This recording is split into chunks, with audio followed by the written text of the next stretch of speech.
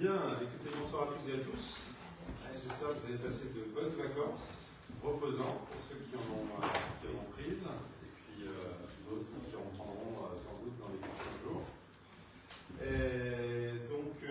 Réunion exceptionnelle à mercredi soir. On a dû avancer à la réunion qui était prévue mardi prochain pour deux raisons. La première, ça concerne l'approbation de la convention Petite Ville de demain que l'on signe avec le préfet lundi prochain. Donc c'est mieux effectivement que le conseil municipal approuve cette convention avant la signature.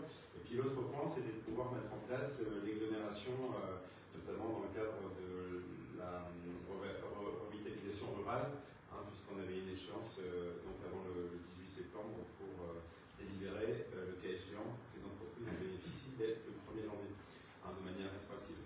Voilà. Donc, nous avons le quorum, quelques pouvoirs, dont Martine Georget nous donne son pouvoir, Jean-Paul André donne son pouvoir à Jean-Claude Léraud et Patrick Moffet donne son pouvoir à René Garnier. Premier point à l'ordre du jour, il est proposé au Conseil de désigner un ou une secrétaire de séance. L'ordre du tableau appelle Madame Semely. Votre secrétaire de la séance. Est d'accord?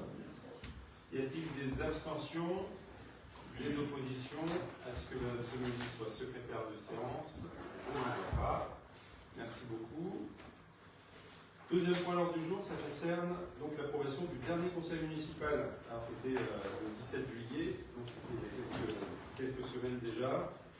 Nous avions évoqué notamment différentes conventions avec le TE61 dans le cadre du renouvellement de coteaux d'éclairage public. Nous avions également donc attribué partiellement les lots pour les travaux de réhabilitation du quartier de la Taille. Un seul lot était infructueux, celui numéro 1, qui repasse ce soir.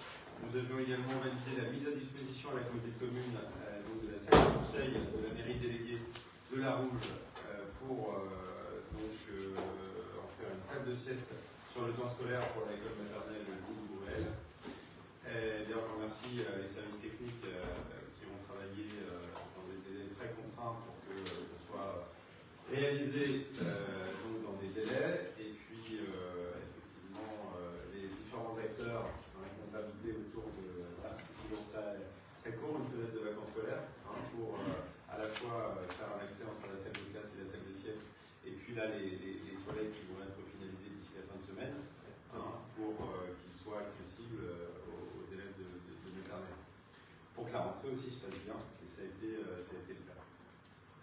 En finance, nous avions validé une décision modificative pour le budget communal, validé aussi donc, le fonds d'aide financière individuelle au conseil départemental concernant la jeunesse et le logement, la prise en charge des déplacements des élus qu'on avait formalisés, nous avions validé la dénomination de la piste de roller, et enfin, nous avions défini les zones d'accélération pour les énergies renouvelables sur le territoire de la commune. Oui, merci. Voilà pour ces délibérations. Est-ce que certains d'entre vous ont des amendements, des modifications par rapport au compte rendu qui vous a été transmis? Je n'en vois pas. Je mets aux voix donc ce compte rendu, ce procès verbal. Y a-t-il des oppositions, des abstentions? Je vous remercie. Troisième point à l'ordre du jour, cela concerne justement l'attribution du lot numéro 1, donc dans le cadre des travaux d'assainissement du quartier de la Taille. C'est un lot qui avait été rendu infructueux dans les conseils municipaux, et donc suite à cette situation, on a relancé, alors là hors marché public, des entreprises pour qu'elles répondent effectivement à notre cahier des charges. Donc je laisse la parole à Jean-Claude Léraud. Merci. Donc la commission d'appel d'offres s'est réunie hier pour analyser les offres reçues et donner son avis. 45 points pour le critère prix des prestations et 55 points pour le critère valeur technique. L'entreprise GT Cana a informé par mail le maître d'œuvre SA2E qu'elle ne présenterait pas d'offre en date du 29 août 2024. Une enveloppe avait été prévue de 250 000 € hors taxes dans le cadre du budget principal 2024. L'entreprise TPL a répondu en groupement avec un co-traitant Réa Assainissement. Donc sur le critère prix, offre financière hors taxe pour TPRA Assainissement 239 783,50 euros et pour la SARC 306 813 euros hors taxe. Note sur le prix, donc 45 sur 45 pour TPL, Réa, et 35,17 pour la SARC. Sur le critère technique, l'entreprise, donc notification critère mémoire technique, barème 55, pour TPREA assainissement 43,75 et pour la SARC 46,25. Sur la synthèse multicritère, donc l'entreprise TPL REA a obtenu 88,75 et l'entreprise SARC 81,42. Il est donc proposé au conseil municipal de retenir les entreprises travaux publics Leclèche TPL et REHA Assainissement co-traitant mieux-disant. D'autoriser Monsieur le maire ou son représentant à signer tous les documents nécessaires à l'exécution de ces travaux. Est-ce qu'il y a des questions? Donc la CAO, hein, tu l'as dit en préambule, La c'est CAO hier a validé cette proposition. Pas de questions. Donc on se réjouit d'une part d'avoir eu des réponses, hein, puisqu'en juillet on n'avait pas eu de réponse, parce qu'il y avait conclu à un marché infructueux. Et puis la deuxième chose, on se réjouit bien sûr de rentrer dans l'enveloppe, hein, puisqu'on avait prévu 250 000 euros, et l'offre qui vous est proposée de retenir est à moins de 240 000 euros. Donc voilà, c'est plutôt de bonnes choses, et je vous rappelle que globalement, vous le verrez sur la décision modificative, on a eu plutôt de bonnes surprises dans les autres lots la dernière fois, puisqu'on fait l'économie d'un peu plus de 150 000 euros par rapport aux travaux qui étaient prévus et estimés par le maître d'œuvre.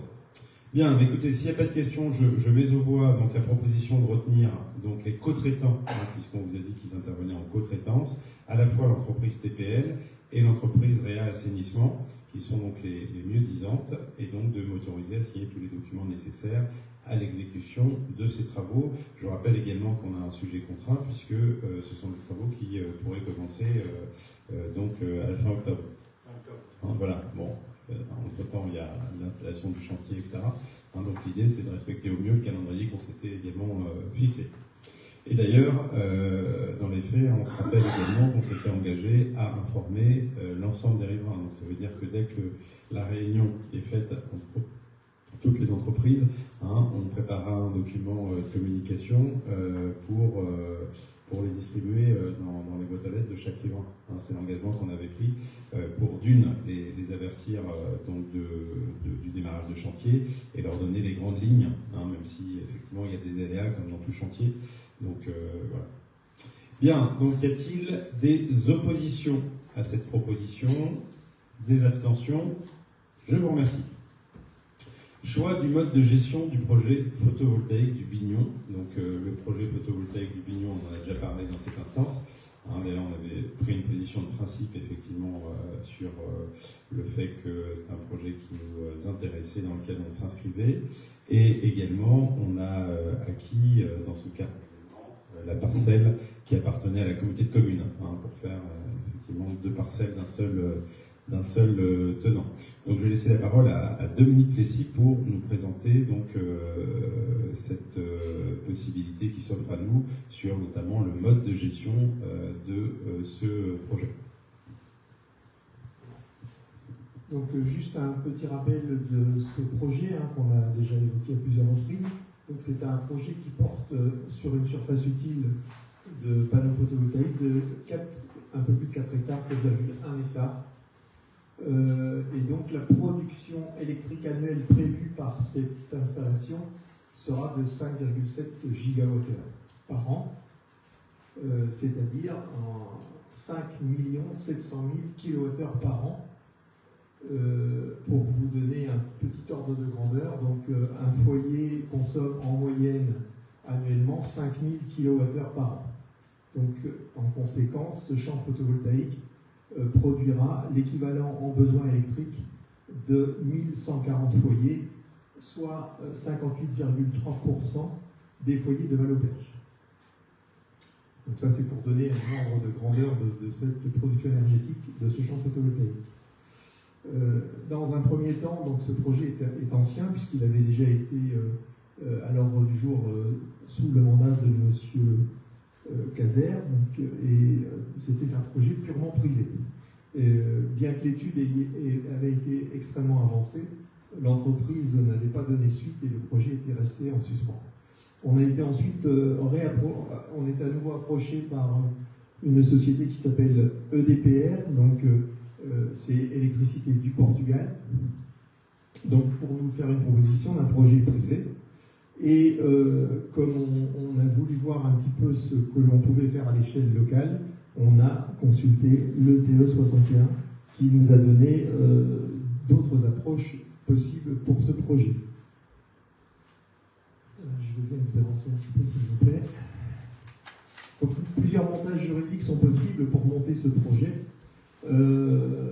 Tout d'abord, le projet privé, tel qu'il était prévu à l'initiale, c'est-à-dire une entreprise privée qui vient s'installer sur un terrain qui nous appartient. Dans ce cas-là, il n'y a aucun engagement de la commune.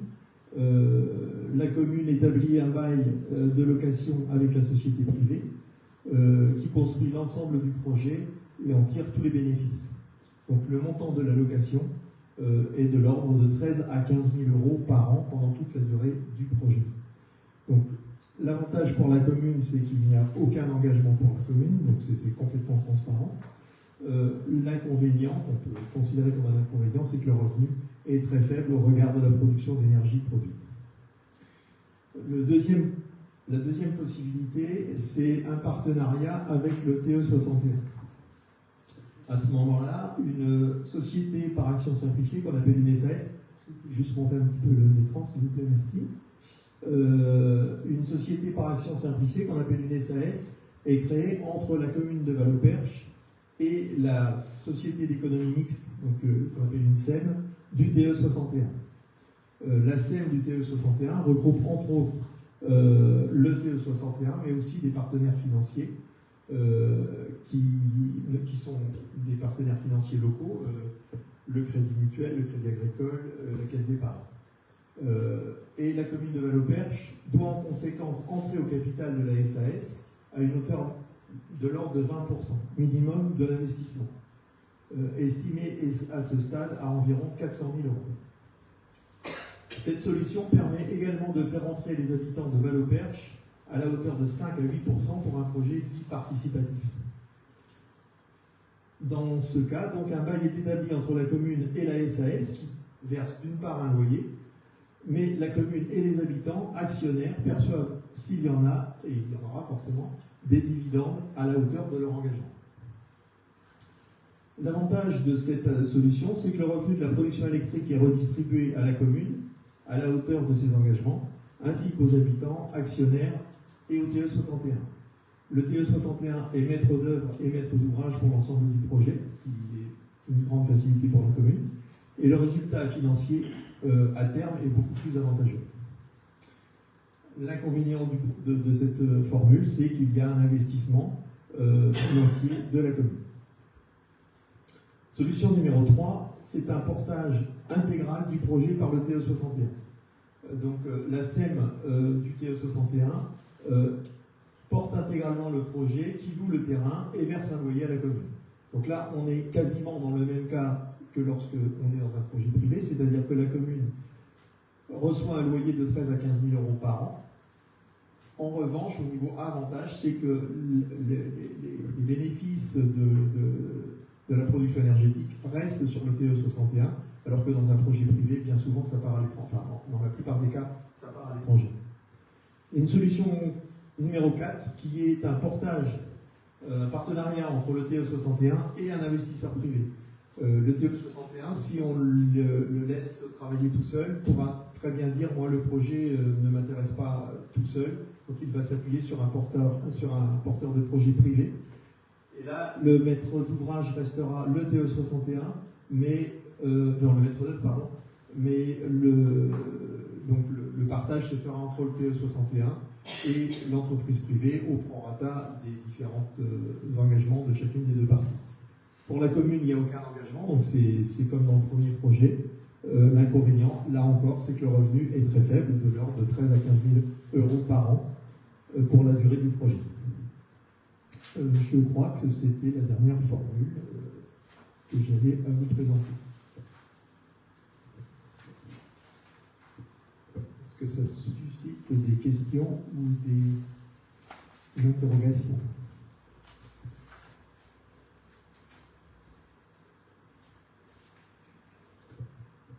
Est-ce que c'est clair? Enfin, ça se voulait le plus pédagogique possible. Hein, c'est vrai que je rappelle que le TE61, Territoire Énergie 61, c'est un partenaire du quotidien. Hein, on travaille avec lui pour l'éclairage public, on travaille avec lui sur notamment les groupements de commandes, hein, sur l'électricité, sur le gaz. Hein, on est représenté au TE61, Jean-Claude Léraud est représentant. Voilà, il mène un projet, je ne sais plus si tu l'as dit Dominique, il mène un projet, je crois qu'on l'avait déjà évoqué ici, il mène un projet notamment à Colonard-Cohubert, hein, c'est le premier projet notamment sur l'ancien site sur l'ancienne déchetterie en fait à Colonard-Cohubert. C'est un projet, et on l'a déjà dit, qui est sur une longue durée, hein, c'est-à-dire que pour monter un projet comme celui-ci, c'est 4 à 5 ans, hein, même si on peut imaginer que ça puisse être plus rapide dans les prochains mois, mais en tout cas, en moyenne, c'est cette durée-là. Et c'est vrai que lorsqu'on a évoqué le sujet en réunion d'équipe la semaine dernière, la proposition qui pourrait être faite ce soir au conseil municipal serait la solution numéro 2. Pourquoi ? Parce que c'est la solution qui permet de s'investir financièrement effectivement dans cette solution. Hein. Je pense que c'est important aussi que chacun contribue, le TE61 contribue et que nous on y contribue de manière effectivement assez raisonnée. Hein, comment le montage, Dominique l'a dit, sur un projet, grosso modo, sur un projet de 4 millions d'euros, hein, ça pourrait être à peu près le coût du projet, 4 millions et demi, le montage qui serait envisagé, donc avec cette société qui est créée, la société emprunte à peu près les 3/4, hein, soit 3 millions d'euros, 1 million d'euros en fonds propres, hein, 80% apportés par le TE61 et 20% apportés par la commune. L'intérêt de la chose, c'est que demain, la commune emprunte, le cas échéant, c'est 200 000 euros et couvre donc ses remboursements d'emprunt avec la recette de location, hein, du terrain. Hein, le principe étant que ça ne coûte effectivement pas un sou à la commune dans un premier temps et que ça commence à rapporter, et grosso modo, après le remboursement de l'emprunt qu'a fait la société, et on est vraisemblablement sur des forfaits, des formats d'emprunt de 15 ans. Donc ça veut dire que pendant 15 ans, les recettes créées par cette installation viennent payer les remboursements d'emprunt. Hein, voilà. Avant que ça dégage des dividendes. Demain, si on y inclut des invitants, c'est un peu différent, hein, mais on a peu de recul sur le sujet, mais ça nous semble un sujet intéressant. Mais visiblement, là, le retour sur investissement des habitants, c'est au bout de 4 ans. Voilà. Voilà, mais ça nécessite, ça veut dire effectivement que la SAS verse des dividendes et doit effectivement les combler par ailleurs. Donc c'est un montage financier qui reste à finaliser, mais c'est une possibilité de financement. Voilà pour cette proposition. Y a-t-il des remarques? Mickaël, on va te donner le micro.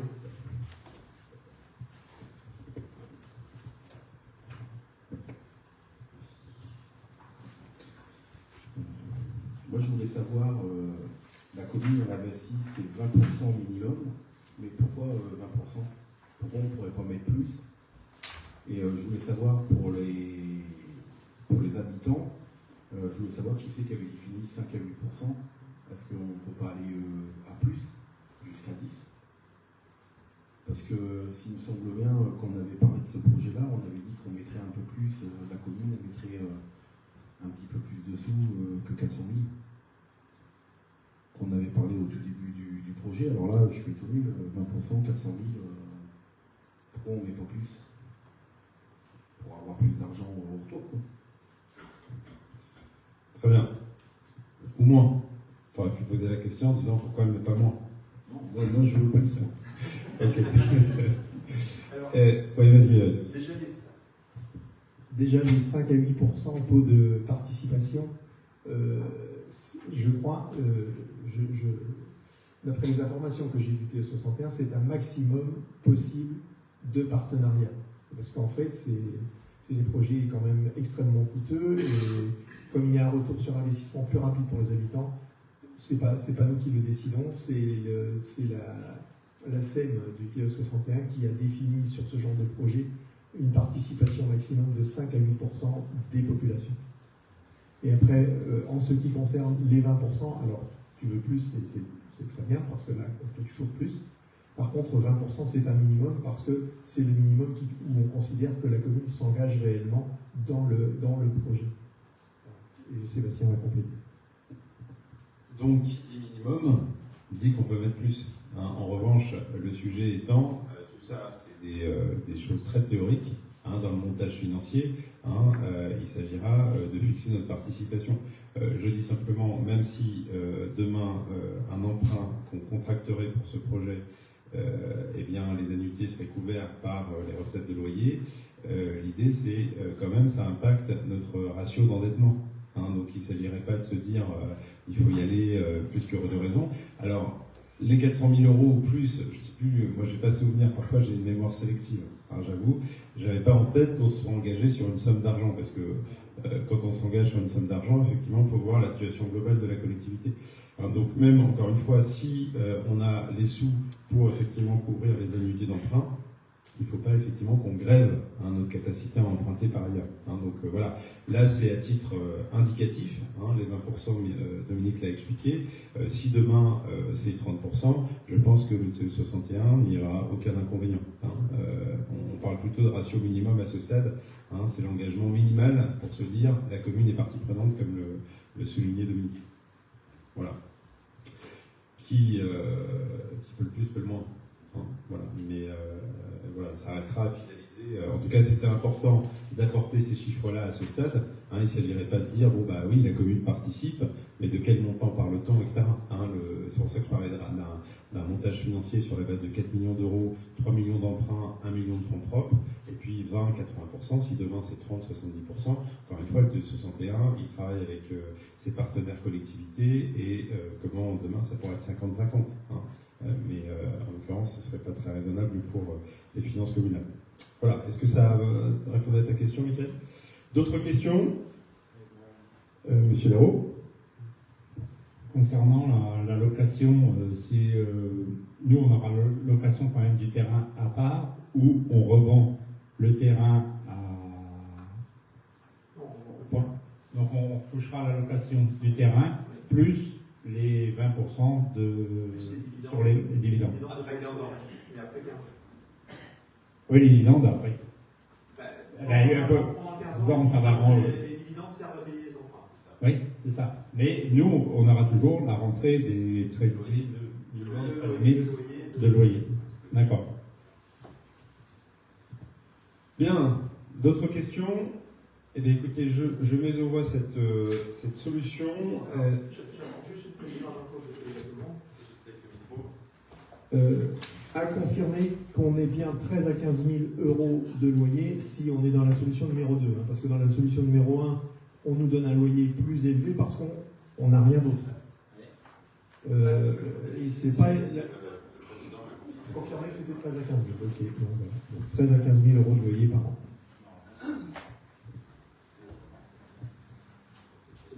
Bien, eh bien, écoutez, je vous propose de mettre aux voix donc, sur le choix du mode de gestion. Je rappelle que c'est une délibération préalable pour que le TE61 derrière commence à je dirais, travailler sur le terrain. Il y avait plusieurs conditions préalables. Il y avait la définition de nos zones d'accélération, ça on l'a fait en juillet. Il y a effectivement le choix du mode de gestion, et ça fait partie des conditions qui permettent ensuite au TE61 d'avancer sur le projet. Donc en choix de mode de gestion, donc, il vous est proposé la solution 2, partenariat entre la commune et le TE61 selon les modalités que l'on a décrites tout à l'heure. Y a-t-il des abstentions, des oppositions? Je vous remercie. Autre point à l'ordre du jour, un point finance et décision modificative. Alors, donc, sur la partie fonctionnement, ça va être assez simple. Cette décision modificative, donc ça concerne tout simplement la notification du FPIC. Vous vous rappelez le FPIC, le Fonds national de péréquation des ressources intercommunales. Donc on avait prévu tout simplement la somme de 23 000 euros. Là, on a plutôt une bonne surprise, en tout cas, puisque la notification nous amène une dépense de 20 853 euros. Donc il vous est proposé, bien sûr, de reprendre les crédits donc sur la ligne FPIC à hauteur de 2147 euros, puisque effectivement c'est une somme qui ne sera pas utilisée au 739 22 21, et de mettre cette somme dans notre 6815 provision pour risque. Ça c'est la première chose. On vous rappelle qu'avant cette décision modificative, notre provision sur risque donc en fonctionnement est donc d'un montant de 73 333,89 euros. Ça, c'est la partie fonctionnement. Sur la partie investissement, eh bien, on fait quelques régularisations et puis on prend en compte aussi des subventions qu'on a reçues. Donc, la première opération, c'est l'opération de géoréférencement TE61. Je vous rappelle que ça, c'est donc une action qui a été proposée par le TE61 pour avoir un vrai outil cartographique pour nos réseaux. Et donc, la dépense est moindre. Et la recette aussi, puisque le TE61 subventionnait donc cet outil. Donc en dépenses, on est à moins 18 686 euros. Et en recette, forcément, il y a moins de dépenses, donc moins de subventions. En recette, on est à moins 11 561 euros. Nous avons également reçu donc des notifications de subventions, notamment concernant les travaux de la mairie.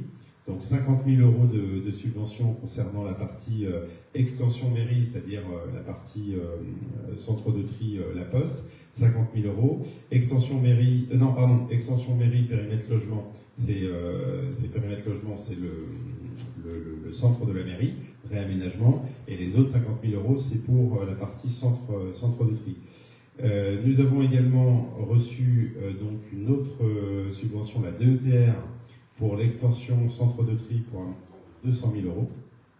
Donc ça, c'est bien sûr des sommes qu'on n'avait pas prises en compte au stade du budget, puisqu'elles n'étaient pas notifiées. Du côté de l'aménagement du quartier de la Taille, je l'ai évoqué tout à l'heure, mais on l'a constaté au mois de juillet, donc par rapport aux marchés qui ont été lancés, nous avions prévu une somme de 946 000 euros pour le quartier de la Taille. Finalement, après donc attribution des marchés publics, la somme sera de 780 000 euros. Ce qui fait que, on va déduire en dépenses la différence de moins 166 000 euros. C'est l'économie dont je vous parlais tout à l'heure. Concernant la mairie toujours, on l'a évoqué en réunion d'équipe la semaine dernière. Donc en dépenses, il conviendrait de prévoir donc 70 000 euros pour tout ce qui est effectivement achat de mobilier, équipement audio, vidéo. Ça reste effectivement une enveloppe à ajuster, mais l'idée c'est de profiter de l'addition modificative pour prévoir les crédits, le cas échéant. Et puis 80 000 euros, c'est le fameux choix de faire les travaux dans les sanitaires de la salle. Je rappelle que les sanitaires de la salle ne devaient pas être faits. On s'était dit que les travaux étaient suffisamment importants pour ne pas en rajouter. Et dans les faits, quand on nous rappelle et quand on voit l'état de ces sanitaires qui sont effectivement bien trop étroits par rapport à la salle des fêtes, et dans la mesure où la salle des fêtes sera fermée jusqu'au 31 décembre, la question effectivement qui a été posée, c'est de dire est-ce qu'on ne profite pas de cette occasion de fermeture de la salle pour refaire ces sanitaires, dont effectivement les uns les autres nous parlent depuis très longtemps. Donc on a fait faire une estimation à l'architecte. À ce stade, elle est de 80 000 €. Notre responsable des travaux a déjà vu des économies possibles, notamment des travaux qu'on pourrait faire en régie. Donc vraisemblablement, cette enveloppe sera revue à la baisse. Encore une fois, ça reste une enveloppe budgétaire qui sera à ajuster en fonction de la réalisation et de la manière dont on fait ces travaux.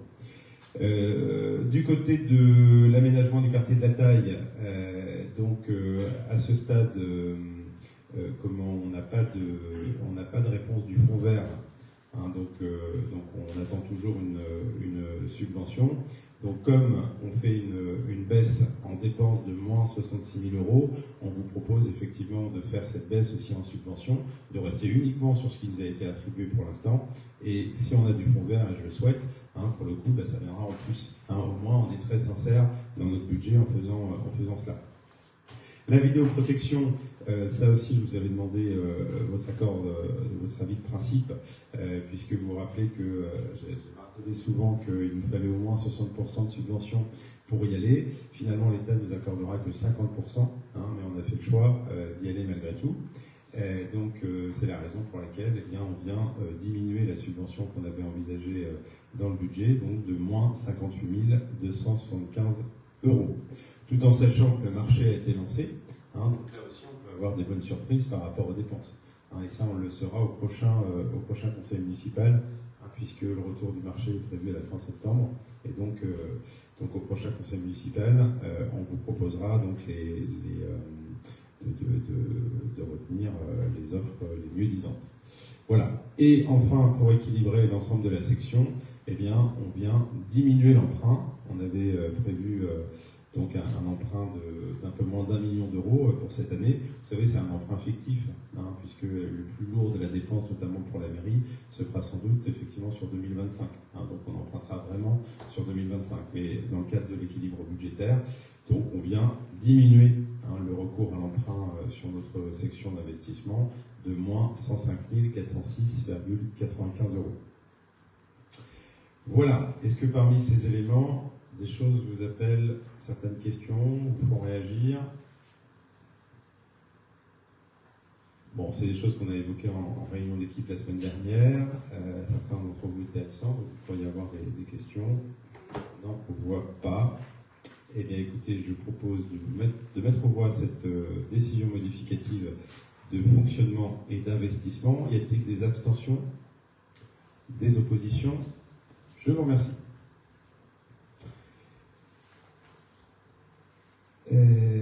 Autre point à l'ordre du jour, je l'évoquais en introduction, ça concerne l'exonération de la taxe foncière sur les propriétés bâties en faveur des immeubles situés en zone France Ruralité Revitalisation.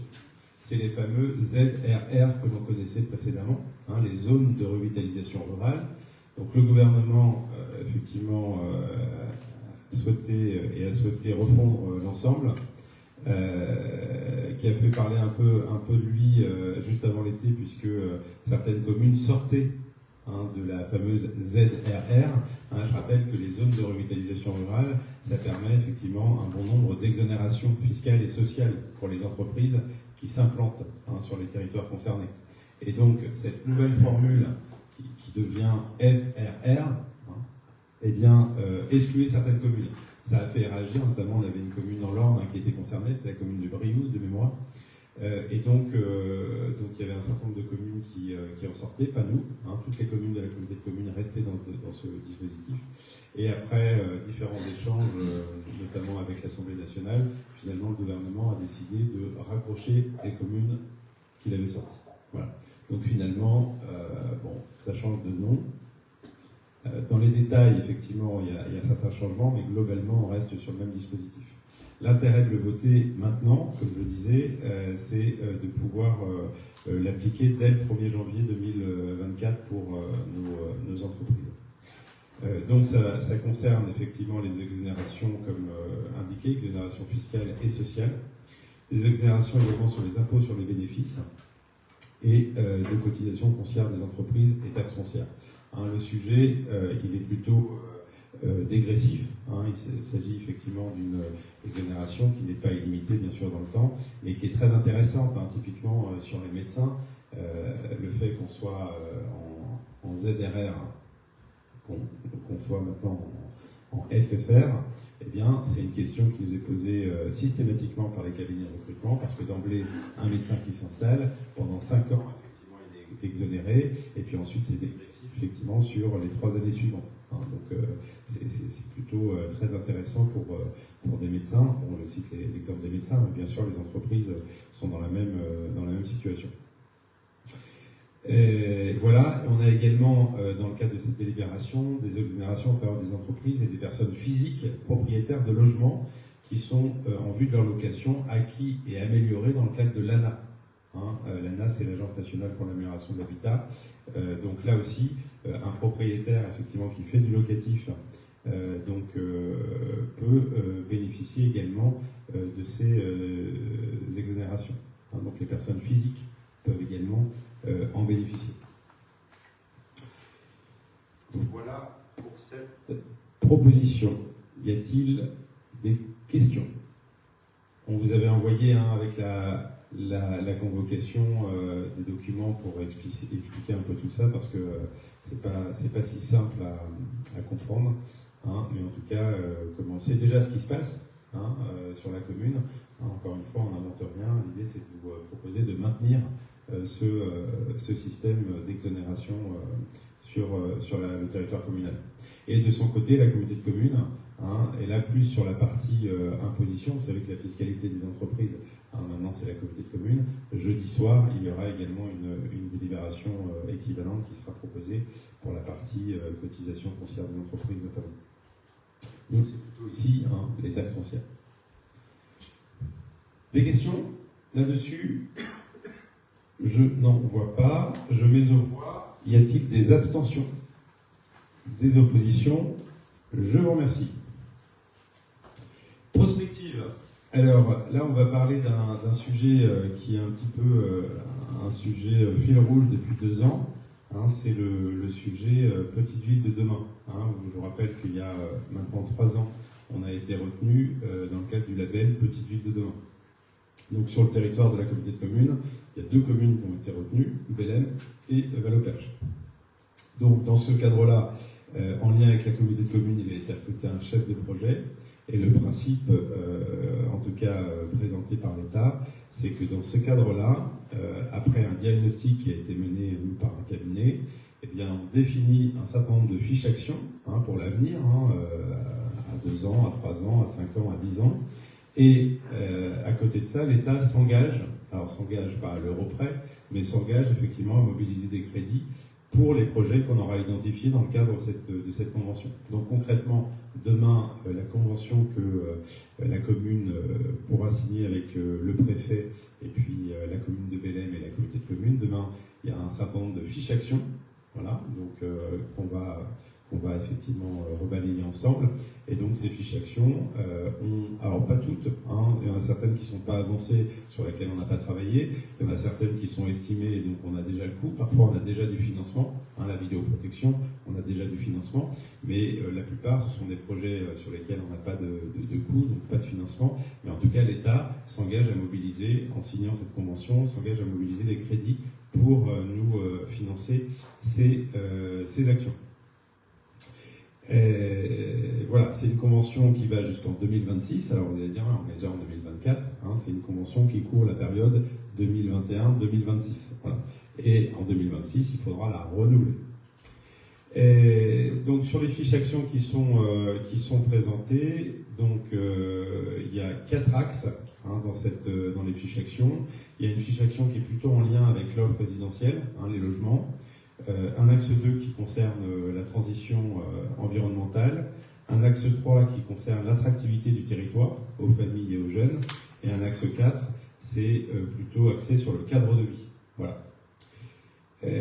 Donc, dans le détail, alors je ne vais pas vous lire toutes les fiches actions, bien évidemment, mais je vais les passer en revue.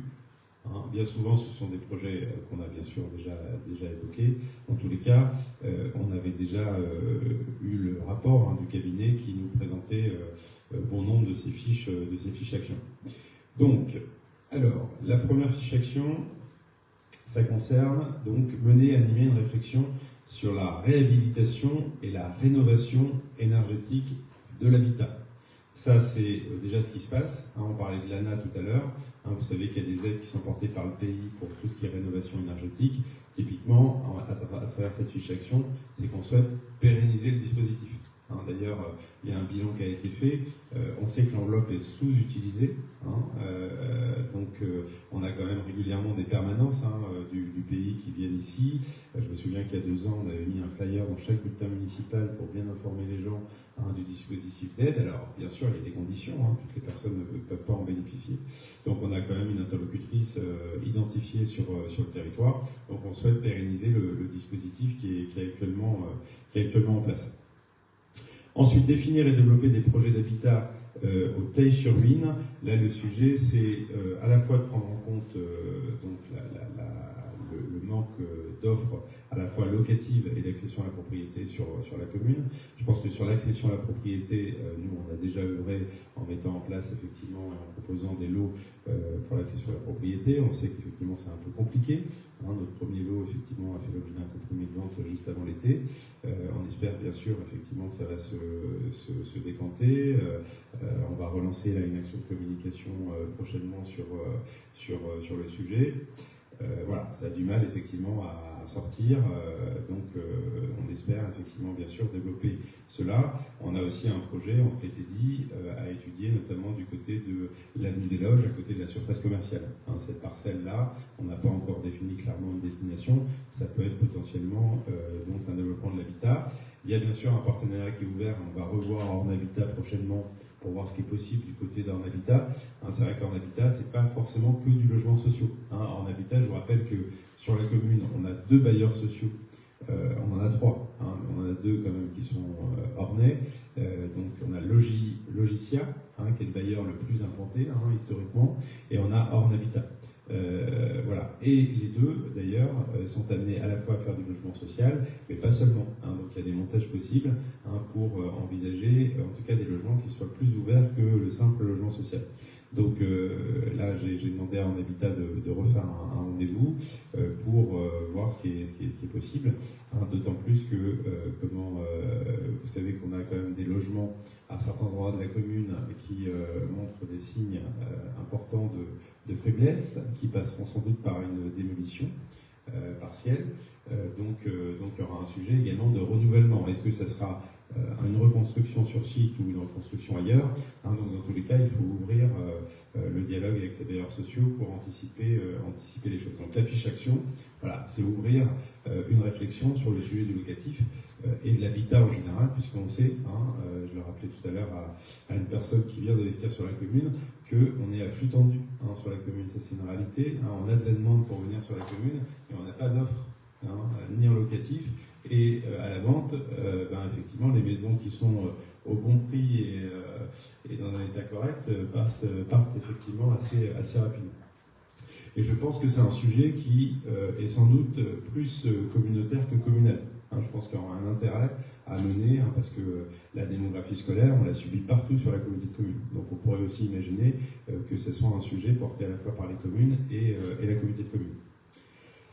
Ensuite, réhabiliter la résidence autonomie des 4 vents, ça c'est dans notre projet municipal. Je ne vous cache pas qu'on avait mis un petit peu en attente ce projet parce qu'il y a 2 autres gros projets qui sont lancés à travers la mairie et le quartier de la Taille. Il y a aussi de l'humain derrière, techniciens et élus. Donc la réhabilitation de la résidence autonomie. On a fait les études qui vont bien, que les financeurs nous demandaient. Maintenant, il convient de passer à une partie assistance maîtrise d'ouvrage pour définir le projet concrètement. Donc je vous rappelle que c'est un projet porté par le CCS. Ensuite, sur la partie mobilité, création d'un parcours sécurisé donc de liaison douce, pardon. Donc là, l'idée étant d'avoir sur le centre-ville du Teil la possibilité de marcher, de faire du vélo en toute sécurité. Donc je vous montre un petit plan là, c'était le cabinet qui nous avait fait effectivement ce plan-là. Grosso modo, on prend les équipements principaux de la commune et l'idée étant de permettre aux piétons, aux cyclistes de circuler dans des conditions de sécurité optimales. Vous voyez, on part de la gare tout en haut, ici, donc en passant par le centre-ville, en descendant effectivement par le collège et en rejoignant l'école, le pôle de santé, la résidence et la surface commerciale sur l'avenue des Loges. Voilà, ça c'est conceptuel, rien n'est défini. En tout cas, le principe étant d'apaiser les liaisons sur notre commune. Voilà pour ça. Création d'une voie verte reliant les 6 bourgs de Val-au-Perche. Ça, on en a souvent parlé. Il faut avoir le temps, effectivement, d'y travailler. On a des communes historiques assez naturellement qui ont des chemins de randonnée qui les relient. On a d'autres pour lesquels c'est un peu plus difficile. On en a au moins une ou deux qui sont plus délicates à relier. Bon, voilà, ça fait partie des projets. On ne peut pas tout faire dans un mandat, mais typiquement, comment on a remis cette idée de relier les 6 centres-bourgs de la commune de Val-au-Perche.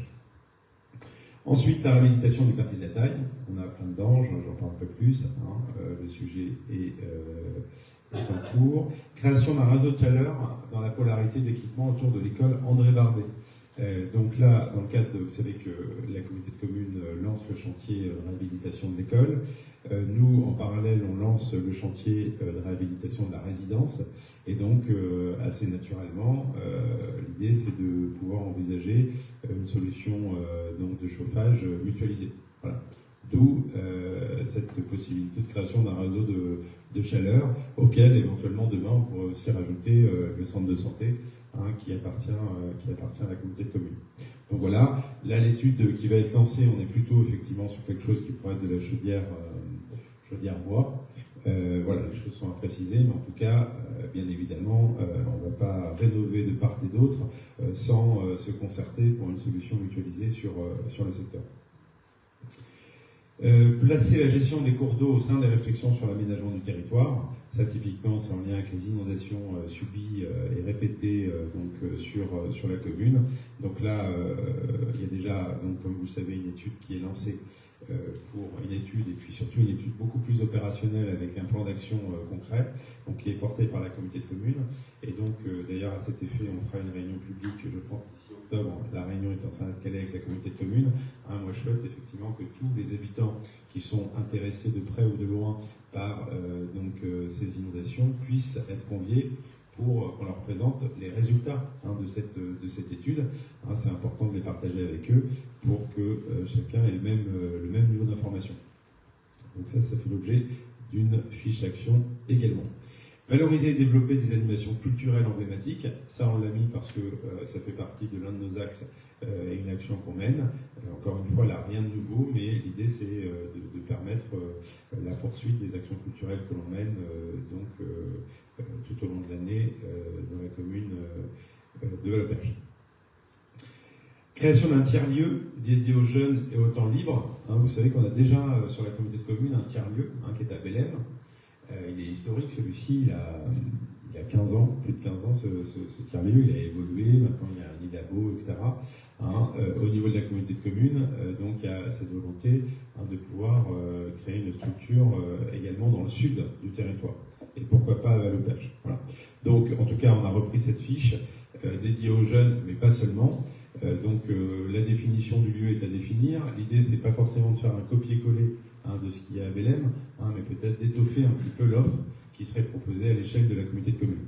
Voilà, donc création d'un tiers-lieu dédié. Demain, ce tiers-lieu, il pourrait tout à fait être dans le cadre de la réhabilitation d'Abadie, il pourrait tout à fait être dans le cadre de la reprise des locaux de la gare SNCF. Vous voyez, pour le coup, il y a plein de possibilités. On n'en est pas à définir le lieu, mais plutôt à définir ce qu'on pourrait y trouver. Et en lien avec la communauté de communes. Réhabilitation de l'école André Barbet et création d'un accueil du loisir, je l'ai évoqué tout à l'heure. Je vous rappelle que dans le cadre de la réhabilitation de l'école André Barbet, l'idée c'est d'avoir un accueil de loisirs dédié, où nos enfants le mercredi après-midi, ne sont plus obligés d'aller à Ceton, par exemple. Hein, c'est le cas aujourd'hui. Hein. Donc ça veut dire que là, on aurait un vrai accueil de loisirs qui permettrait d'accueillir la garderie le matin et le soir, bien évidemment, et le mercredi et vacances, donc les enfants sur site. Voilà. Et on aurait bien évidemment la restauration, hein, puisqu'à ce stade, dans le projet de réhabilitation de l'école, il est prévu plutôt un bâtiment spécifique, hein, pour la restauration scolaire. Voilà. Réhabilitation du cinéma associatif, là c'est un projet en cours, hein, mais on le remet parce que ça fait partie aussi d'un gros projet d'investissement sur le territoire qui est porté par une association. Donc les travaux sont en cours. Offrir des équipements sportifs diversifiés. Bon, là concrètement, à travers cette fiche, hein, c'est, je dirais, consolider et confirmer notre volonté d'étoffer nos équipements sportifs sur le territoire et sur le territoire communal.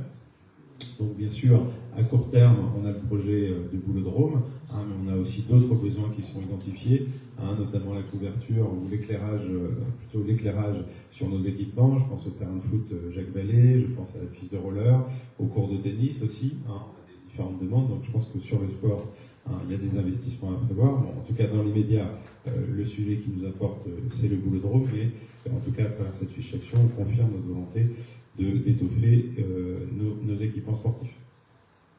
S'appuyer sur les dispositifs existants pour renforcer le développement de commerce de proximité. Bon, là c'est un travail qu'on mène aussi voilà, avec les moyens qu'on a pour dynamiser le commerce local.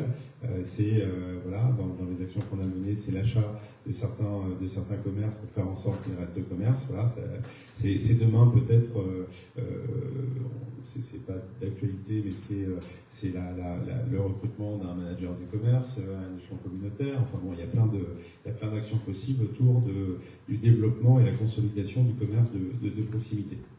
Lancement d'une étude de programmation sur le secteur de la gare. Bon, ça c'est un secteur qui forcément interroge, le secteur de la gare, la friche industrielle, hein, qu'on a en entrant via la Rouge. Donc le sujet, encore une fois, ça reste une piste de réflexion. Hein. Je vous rappelle qu'on avait fait quelques approches avec la SNCF qui n'est pas vendeuse à ce jour. En tout cas, qui nous disait on a des gros travaux prévus sur la voie en 2023 et en 2024, donc la friche, on la garde pour le stationnement de nos camions, etc. Donc on verra ce qu'il en est demain. Mais en tout cas, bien sûr qu'il y a une préoccupation sur ce sujet-là. Qu'est-ce qu'on fera demain de cette friche? Je pense qu'on peut faire que mieux. Hein, donc à voir, effectivement, on n'a jamais réfléchi sur ce qu'on pourrait y mettre. Hein, je pense qu'il y a eu par le passé différentes idées qui ont été émises. Je pense qu'à un moment donné, au mandat précédent, il y avait un projet de halle, de marché. Voilà. Bon, il y a peut-être d'autres idées. En tout cas, ça fait partie des pistes de réflexion. Renforcer la gare du Taille-la-Rouge, ça c'est un sujet en termes de desserte, hein, de cadencement. L'idée, c'est forcément plus on a une gare qui est desservie et plus on est attractif, à la fois pour nos résidents, pour les touristes. Donc voilà, d'ailleurs j'avais l'objet, vous vous rappelez, hein, je le dis à chaque fois, mais j'insiste hein, sur le fait qu'on est dans une situation géographique compliquée. Hein, on est en Normandie, hein, mais le devenir de notre gare et de la desserte de notre gare est plutôt entre les mains des élus de la région Pays de Loire. Donc cet après-midi, j'avais un entretien avec le maire du Lude, qui est conseillère régionale et qui est potentiellement notre interlocutrice, hein, pour lui expliquer la situation et notre préoccupation, hein, puisque j'ai compris que la région Pays de Loire avait beaucoup d'ambition pour ces gares, hein, notamment ils souhaitent, en accord et en concertation bien sûr avec la SNCF, faire en sorte d'améliorer les desserts des gares et même des petites gares, hein, ce qu'ils appellent des gares omnibus, hein, comme la nôtre, sauf que je voulais m'assurer que la gare du Taille-la-Rouge était aussi sur les papiers. Et ce qui n'est pas évident. Voilà. Et elle me l'a confirmé en disant oui, mais il faut peut-être voir avec vos élus régionaux. Donc la Normandie. Sauf que la Normandie nous dit effectivement, nous, Pays de Loire, hein, c'est vraiment gestion Pays de Loire. Hein. Donc franchement, je trouve ça, vous voyez, cet entretien de cet après-midi m'a confirmé qu'il y a un vrai sujet, hein, pour le coup. Parce que je me dis demain, on se retrouve, mais je pense que Jacques, tu l'as vécu à l'époque sur le sujet des fermetures de gares, etc. Aujourd'hui, finalement, et elle me l'a confirmé, c'est pas un maire, c'est pas un maire qui peut être le bon interlocuteur face à la SNCF. Et donc, ça m'a confirmé cet entretien que demain, si on a effectivement un sujet sur la gare, eh bien, je ne sais pas par qui on sera défendu. Très clairement. Donc, on va approfondir cela. On reçoit la SNCF, il faut s'en réjouir dans 2 semaines. Voilà, la directrice régionale, etc. Donc voilà, ça va être un rendez-vous important. Où d'ailleurs, je le dis, mais si certains d'entre vous sont intéressés, n'hésitez pas à revenir vers moi, c'est le mercredi 22 septembre, je crois. Donc si certains sont intéressés, n'hésitez pas à me le dire. Et voilà, l'idée c'est qu'on maîtrise quand même le nombre de personnes à ce rendez-vous. Mais voilà, c'est un vrai sujet, cette gare. Et quand je vois la difficulté à avoir les bons interlocuteurs, et ben, ça me rassure pas. Ça me rassure pas. Le 25, pardon. Et voilà pour cette gare. Inscrire la gare du Teil-la-Rouge comme porte d'entrée dans le Perche. Alors ça, c'était une proposition du cabinet. On s'est dit pourquoi pas. C'est-à-dire pourquoi effectivement l'entrée dans le Perche serait à Nogent-le-Rotrou. Je pense qu'effectivement, on pourrait imaginer surfer sur la dynamique de dire voilà, venez dans le Perche et arriver au Teil-sur-Huit. Pour ça, il faudrait qu'on ait des dessertes plus intéressantes et plus systématiques. Mais voilà, ça contribue toujours à la valorisation de cette gare. Sécuriser et apaiser l'entrée de ville et l'ensemble de la rue de la Vallée, ça aussi c'est un sujet. Alors bien sûr, toutes les entrées de ville sont intéressantes, celle de la rue de la Vallée, par son trafic et la difficulté à développer notamment du commerce dans la rue de la Vallée, ça doit nous interroger effectivement sur son aménagement éventuel. On s'est dit également que l'aménagement demain d'Abadie nous amènerait sans doute à penser à un aménagement global.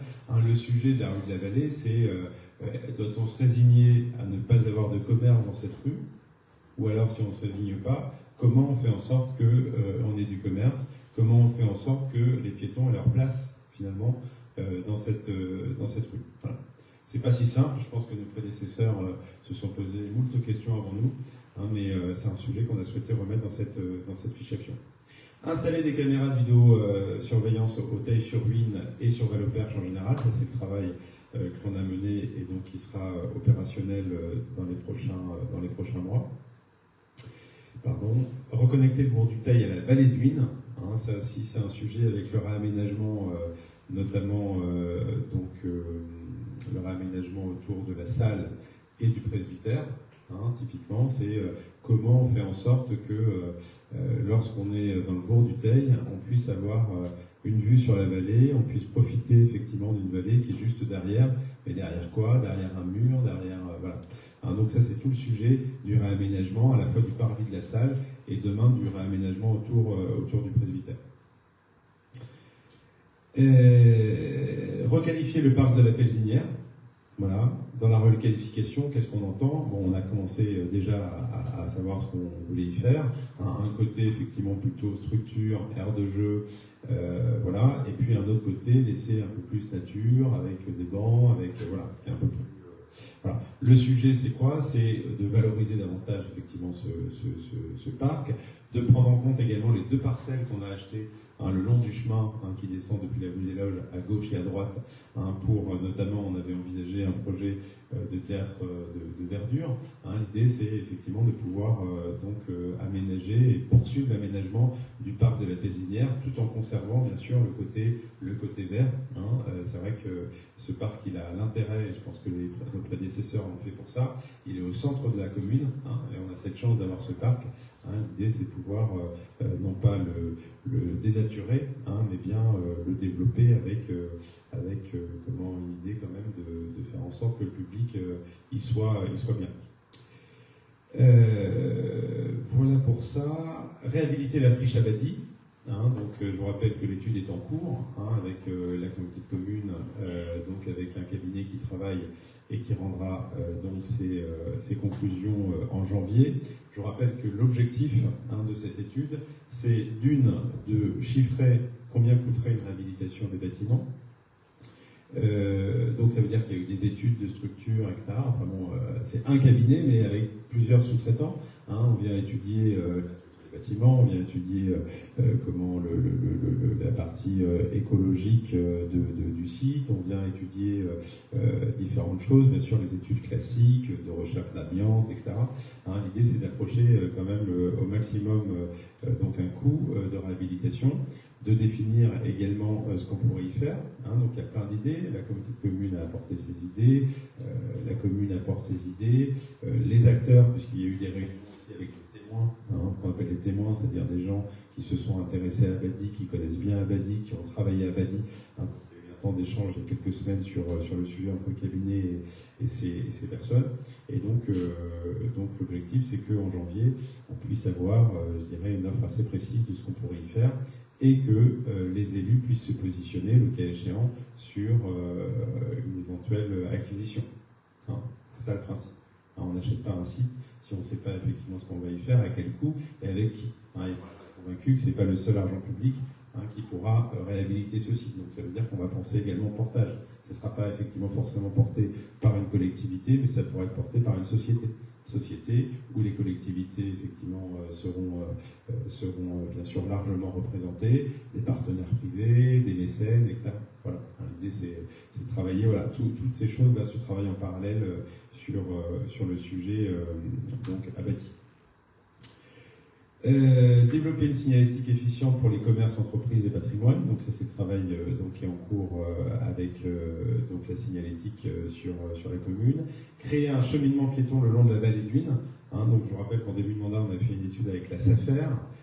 Voilà, pour l'instant on n'a pas donné suite parce que globalement l'étude nous donnait effectivement 30 ou 35% de propriétaires exploitants qui seraient favorables à céder une partie donc de leur, un bout de parcelle pour ce cheminement.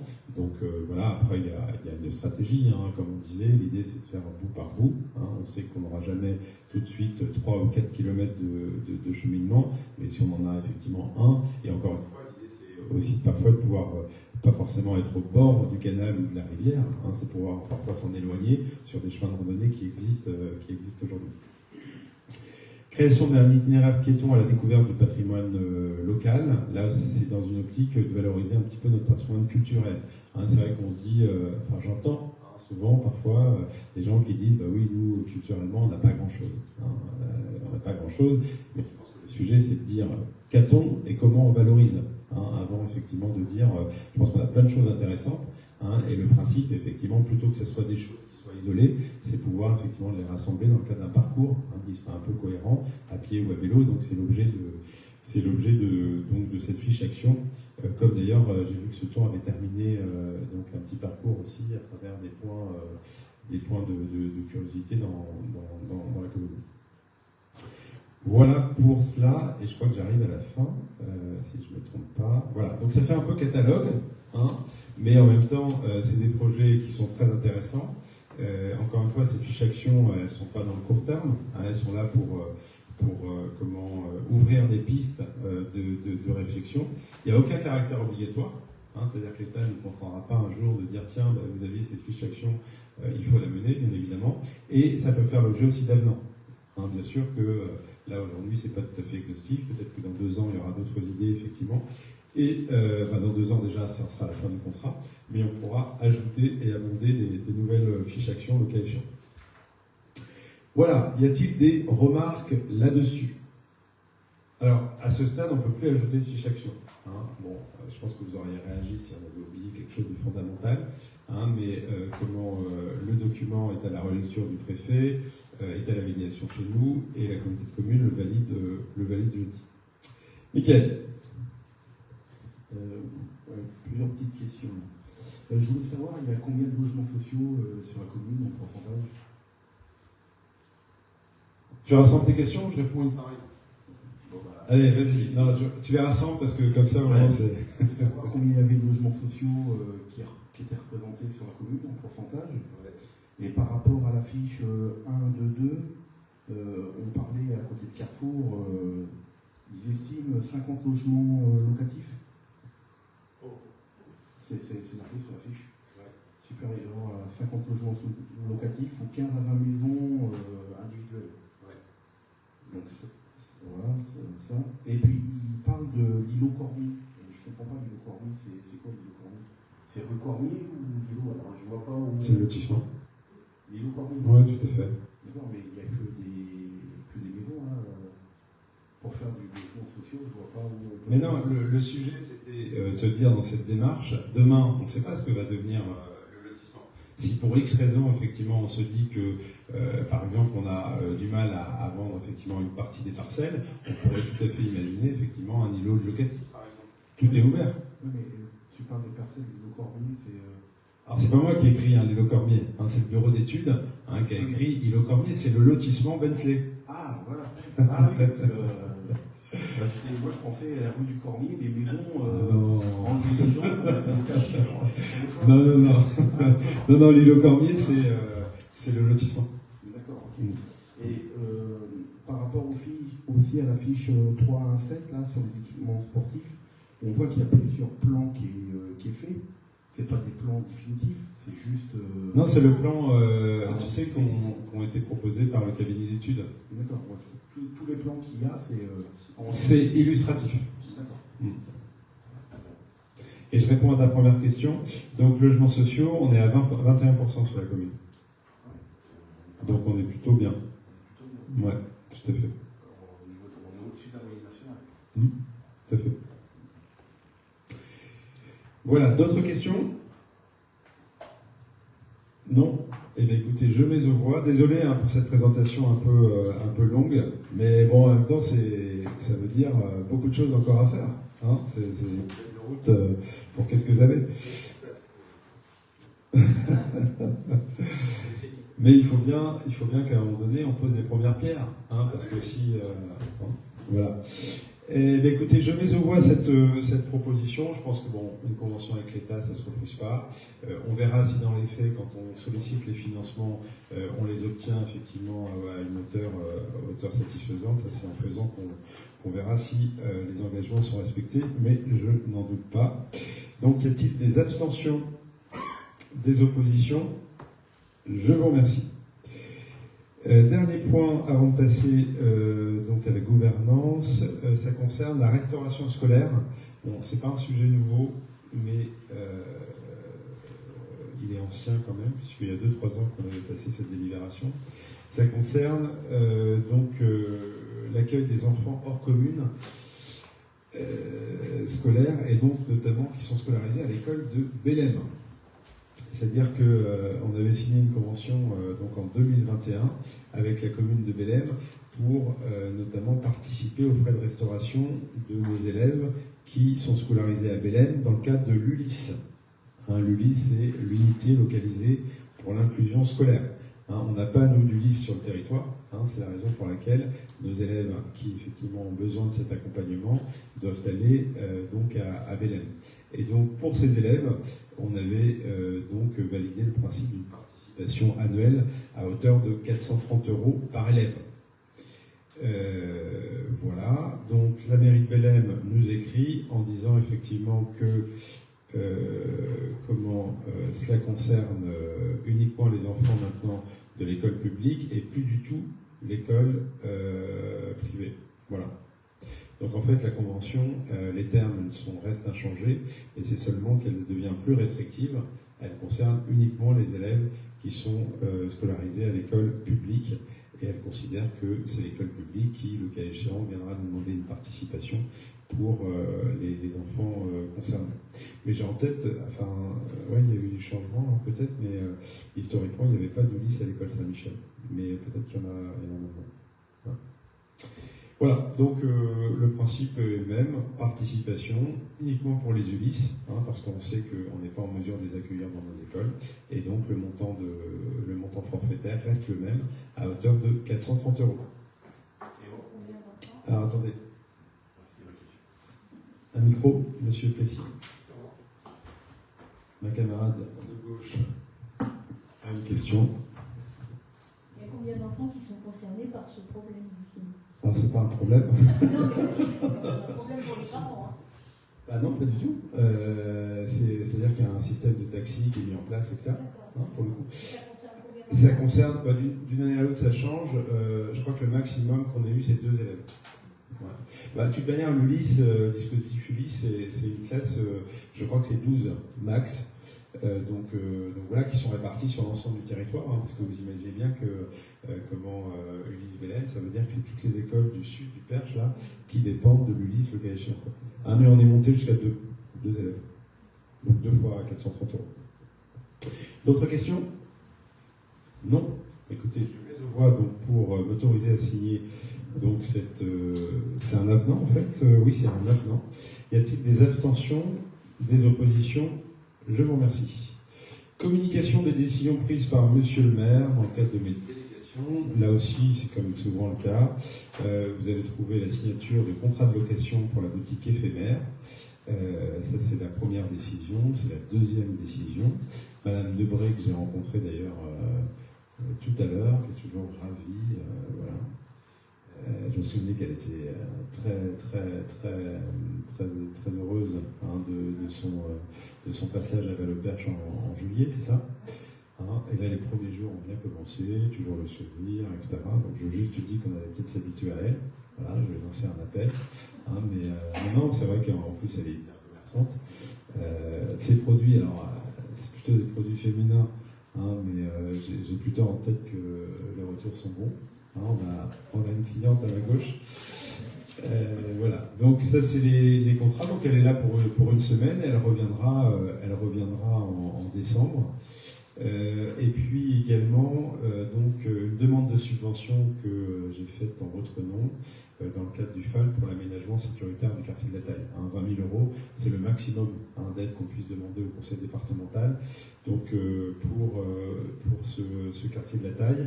Et enfin la vente d'un camion Ben pour un montant de 4 000 €. Un camion Ben qui effectivement a fait son temps, on a fait assez vite le point sur les réparations déjà engagées, sur les réparations qui étaient engagées.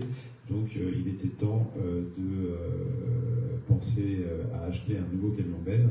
Donc on a accepté la proposition de reprise pour un montant de 4 000 € de l'ancien.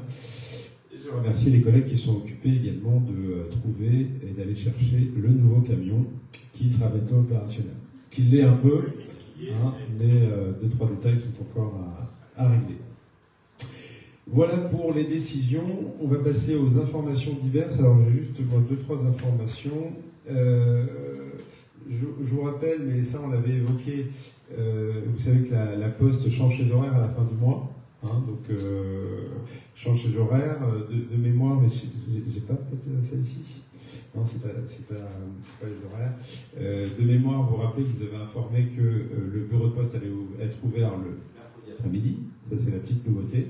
En revanche, effectivement, l'après-midi, les lundis, mardis, jeudi, mardi, jeudi, vendredi, il allait fermer plus tôt, à 16h, mémoire. Donc voilà, c'est des petits changements qui interviennent à la fin du mois. J'avais demandé à Victor qu'on communique là-dessus. C'est prévu. Donc ça c'était un petit rappel.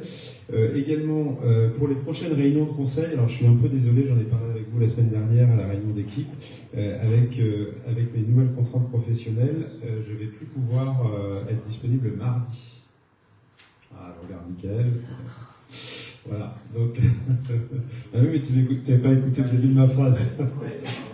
Donc pour mes nouvelles contraintes professionnelles, effectivement, nous ne permettront plus de faire les réunions le mardi soir. Voilà. Donc on en a parlé en réunion la semaine dernière, et la proposition que je vous ai faite, c'est de faire le jeudi soir. Voilà. Donc ça change ça dès le mois prochain, pardon. Et donc les 3 dates pour la fin de l'année seraient les suivantes. D'ailleurs, au passage, je vous rappelle que c'est la dernière fois qu'on se réunira dans cette salle, puisque à la fin du mois, elle sera définitivement fermée pour cause de travaux. Et donc on se réunira à la communauté de communes, dans la salle du conseil de la communauté de communes. Et donc j'attends confirmation, mais les créneaux disponibles. Vraisemblablement, on pourrait se réunir les jeudis 24 octobre. Alors c'est la première semaine des vacances scolaires. Voilà pour ceux qui sont concernés. Le jeudi 21 novembre et le jeudi 19 décembre. Voilà. Donc ce serait plutôt le jeudi soir. Et donc voilà. Donc Donc je suis vraiment désolé, mais malheureusement, je préfère voilà, vous proposer ça maintenant plutôt que ce soit la course et que voilà. Donc jeudi 24 octobre, 21 novembre et 19 décembre. Il faudra qu'on communique, Isabelle, là-dessus. Vous dire également que l'adressage se termine. Hein, donc il y a eu les dernières réunions avec la commune historique de Malle. Et donc j'ai demandé à Madame Danel de vous proposer des créneaux. Hein, pour, comme on l'avait dit, avant de passer la délibération de nouvelles adresses en conseil municipal, je souhaite qu'elles soient présentées aux habitants. Et donc pour ça, on va faire effectivement une permanence sur un créneau de 2 heures dans chaque mairie de proximité. Bon, les gens qui viendront, alors on va pas faire ça en pleine journée, hein, plutôt un samedi matin, on avait pensé, ou un vendredi soir. Samedi matin, ça serait mieux pour notamment les personnes qui travaillent, et voilà. Donc on va caler ces dates-là, et donc ça veut dire que si on fait ça courant octobre, on sera plutôt sur une délibération du conseil municipal sur l'adressage en novembre. Voilà. Hein, ça me semble une case importante, hein, d'expliquer effectivement pourquoi on propose telle nouvelle adresse, plutôt que ça soit devant le fait accompli, quoi. Hein. Parce qu'il y a peut-être des choses qu'on a loupées aussi, hein, donc voilà, ça sera l'occasion de partager donc ces propositions avec les administrés.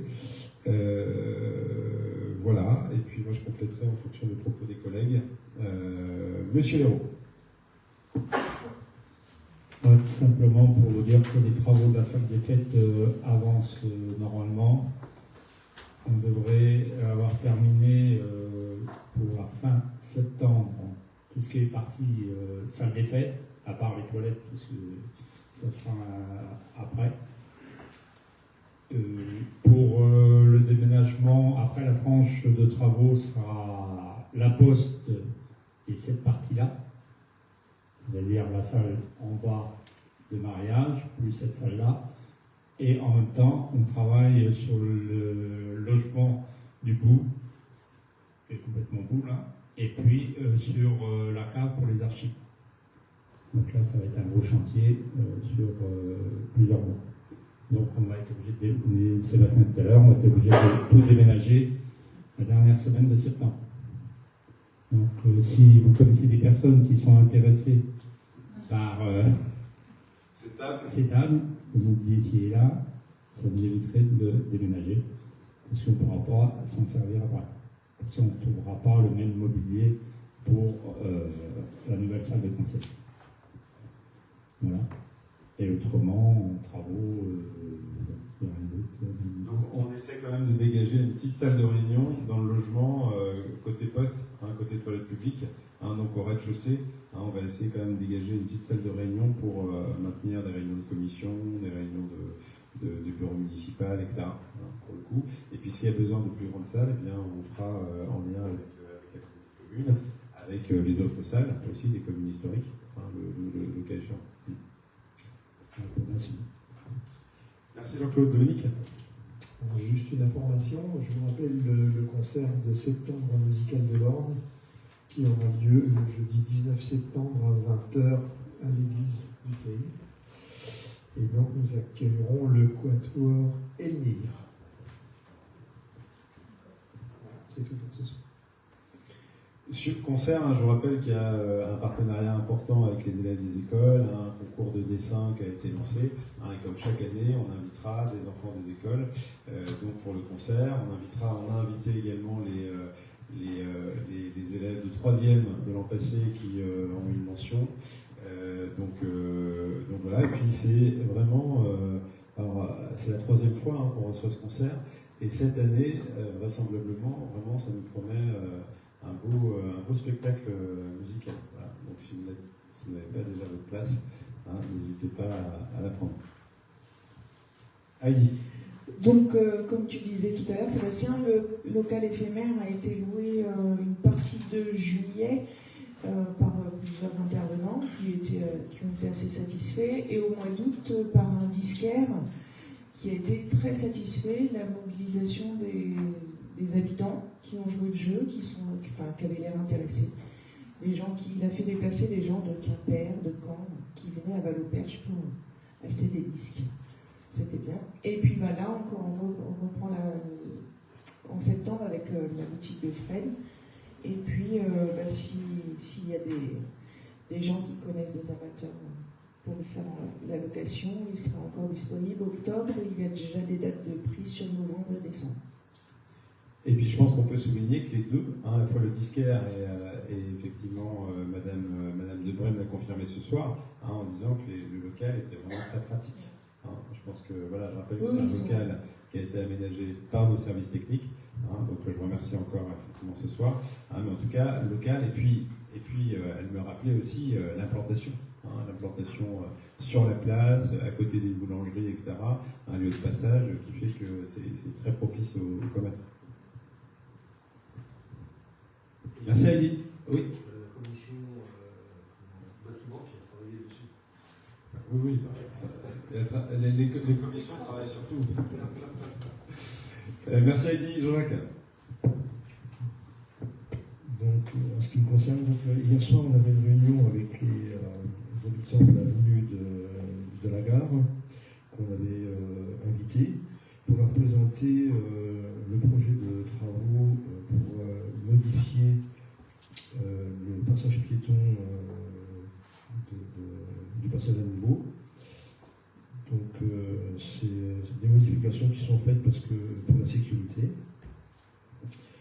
Et en même temps, on en profite pour les mettre aux normes PMR, c'est-à-dire personnes à mobilité réduite. En même temps, on a proposé aux gens de poser des questions, et donc on les a entendus et on leur a promis de réagir sur ce qu'ils ont demandé. Oui, c'était l'intérêt. Alors, c'est le format réunion publique. Moi, je suis plutôt très favorable à ça parce que c'est un temps d'échange privilégié avec des personnes d'un quartier. Là, c'était le cas et c'était l'occasion. Le prétexte, c'était les travaux de l'allée piétonne. Et on savait qu'il y avait des sujets qui revenaient régulièrement, donc ça a été l'occasion. Je pense que, alors, ils ne sont pas nombreux. En tout cas, la plupart étaient là, à part un ou deux habitants. Donc, ça a été... même si, encore une fois, les personnes s'expriment et heureusement spontanément. Donc il y a des sujets problématiques récurrentes qu'on a entendus, comme dit Jean-Jacques, donc auxquels on va tenter de répondre dans les prochains jours, prochaines semaines. Mais voilà, c'était un temps d'échange intéressant, où notamment c'est l'occasion d'expliquer, par exemple, oui, le trottoir, pourquoi vous faites le trottoir d'en face et pas le trottoir côté maison. Voilà, on a ce type de remarques qui sont tout à fait intéressantes. Le sujet, comment il est important. Et donc là, on évoque assez simplement le sujet de l'enfouissement. On ne refait pas un trottoir tant que l'enfouissement n'est pas fait. Et donc j'ai rappelé aussi le principe de l'enfouissement. L'enfouissement, il est fait en lien avec le territoire élargi, TE61. Et on fait une liste, vous vous rappelez, on fait une liste de rues. Et sauf que la ville de la Gare, elle n'est pas effectivement prévue dans les 4 ou 5 prochaines années. Ça, c'est une réalité, puisque l'enfouissement, il se fait en lien avec le TE61. Et encore une fois, on ne va pas anticiper une rénovation de trottoir si effectivement l'enfouissement se fait dans 4 ou 5 ans. Voilà. Je t'ai interrompu, mais c'était juste pour compléter. Sinon, on a réussi à reprendre l'entretien des chemins qu'on avait abandonné parce qu'avec les intempéries, et donc là, on espère que ça va aller au bout.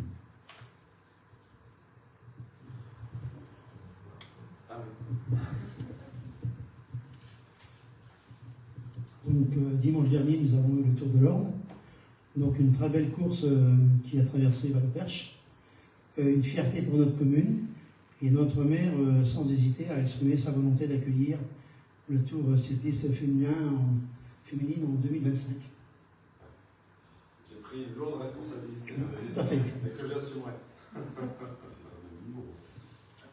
Eh oui. Sans plus professionnel. Je pensais que tu parlais de financièrement, que c'était pas le Non, c'est les personnes qui viennent du sud, de très loin. Voilà. Ils sont plus professionnels et... Oui, tout à fait, oui, c'est. Au-dessus des autres.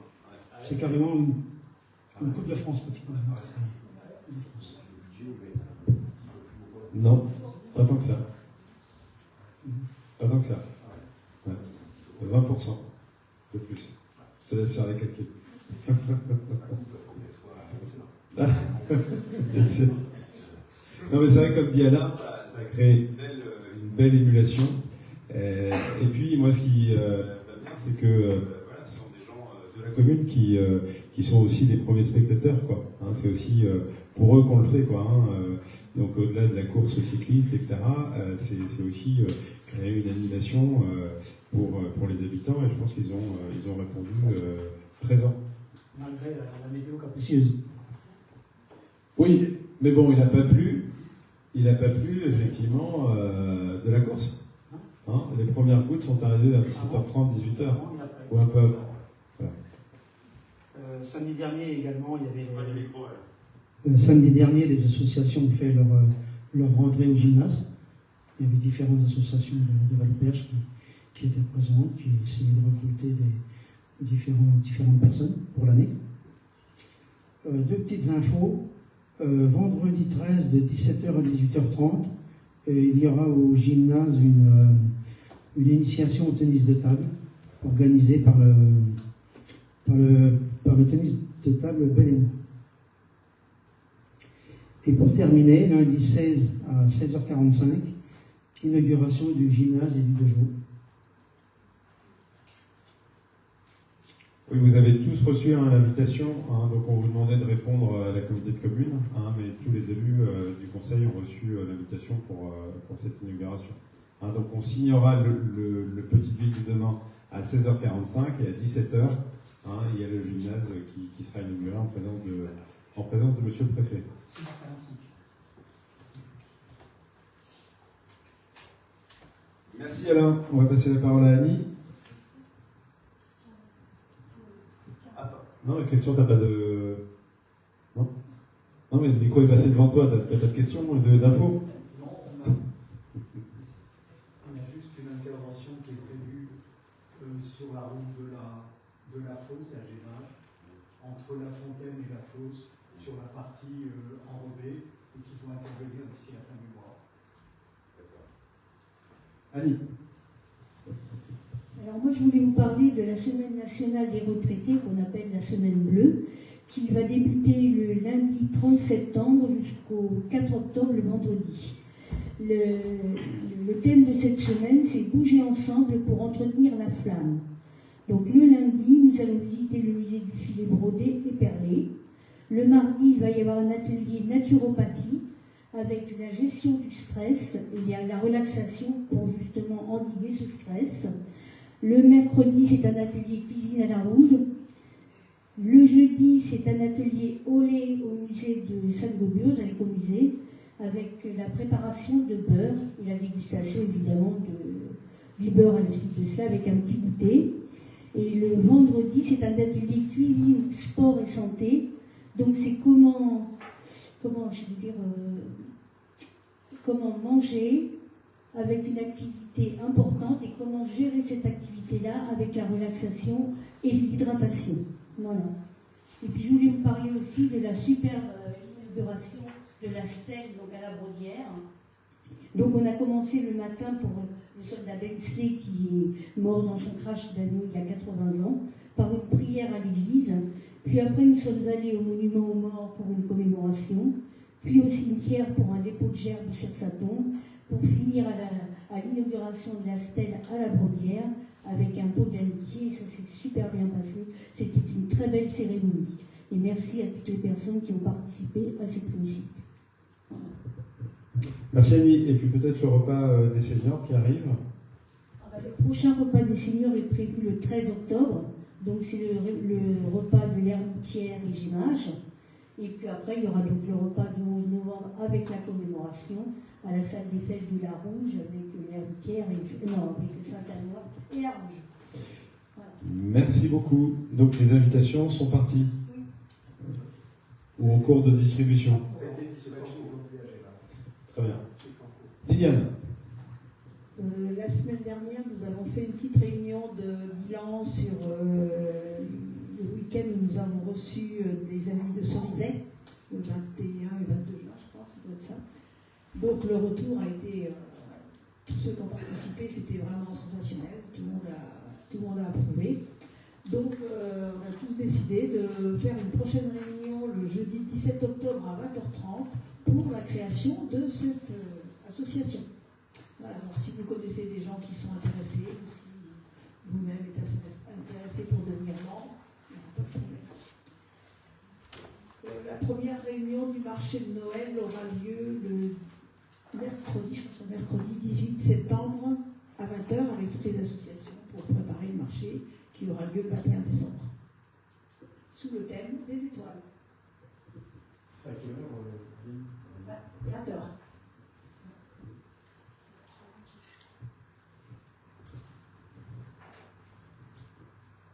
Du coup, comme vous le savez, on arrive au mois d'octobre, donc il y a Octobre Rose. Du coup, nous renouvelons l'opération pour aller aux Alpes de l'Orne. Donc c'est le dimanche 13 octobre. Donc si vous voulez y participer, n'hésitez pas. Et c'est 7 € par personne et le t-shirt est offert par la commune. Donc la fin de l'inscription est le 6 octobre. Et du coup, on propose du covoiturage comme l'année dernière sur la place du Teil. Et nous sommes en train de travailler sur le prochain bulletin, le numéro 20, qui sera sur un dossier culture.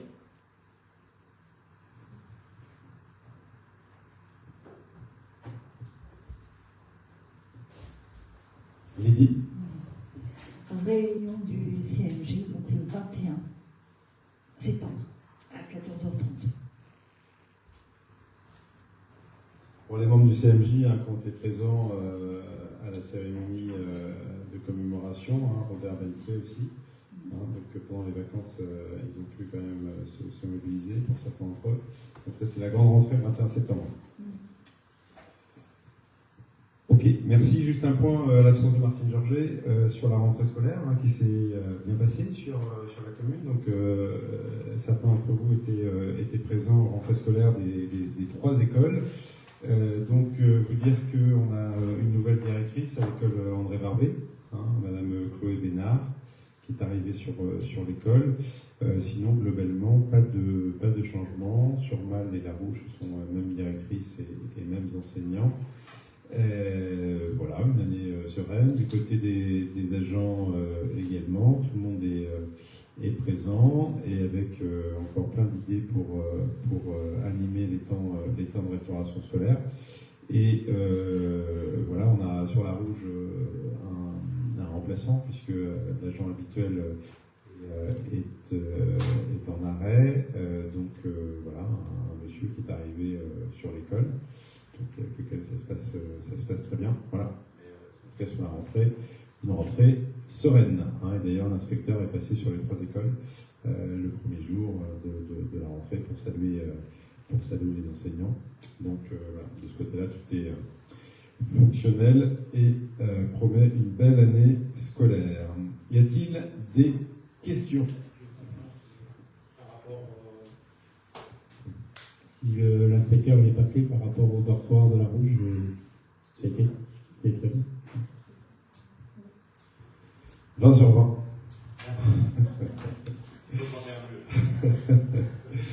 Des questions René, on va te donner un micro. Si quelqu'un peut lui apporter, on va faire marcher les jeunes.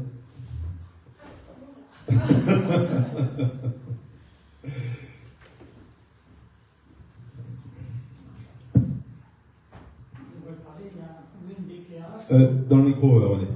Faut l'allumer le micro. Ah, c'est bon. Il y a un petit problème d'éclairage quand on organise une fête. Un exemple, quand les gens sont partis du feu d'artifice, mais se retrouvaient dans le noir. Et ça, c'est désagréable. Noir total.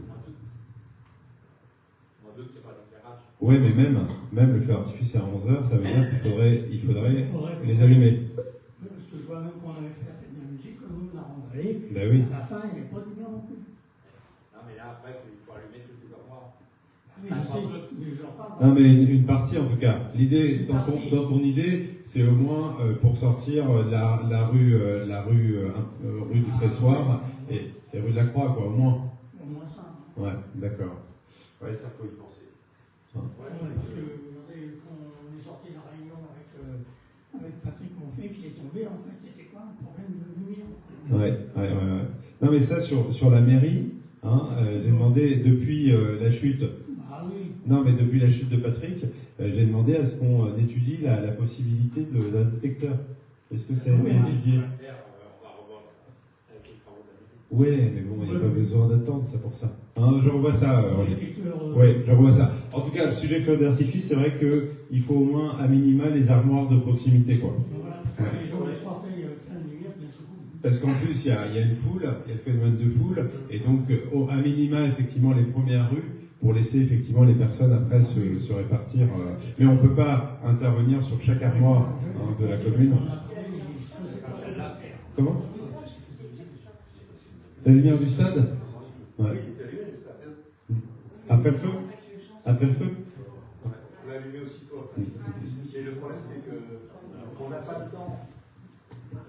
Alors il faudra qu'on étudie le sujet parce que c'est pas que simple. D'abord, je ne sais pas où est l'armoire qui rallume tout ce quartier.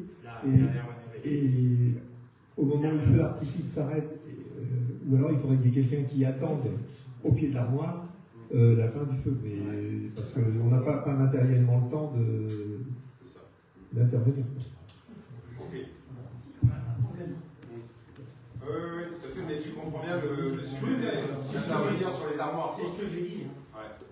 On en a parlé, j'y vais en parler, mais je ne sais pas si c'est possible. Tout à fait. Mais en tout cas, devant la mairie, non, il faut mettre en place ce système. Même si c'est un système léger, pour le coup, oui, tout à fait. Les projecteurs individuels chez les particuliers, ça marche bien. Oui, tout à fait. Ça suffira. Ok. Bon, je relance ma demande. Ok, merci René. D'autres questions? Michael? Moi, ma question, ça sera par rapport... Une seule? Oui, j'en ai Allez, une. Allez, moi, c'est par rapport à la fibre. J'ai voulu installer la fibre chez moi.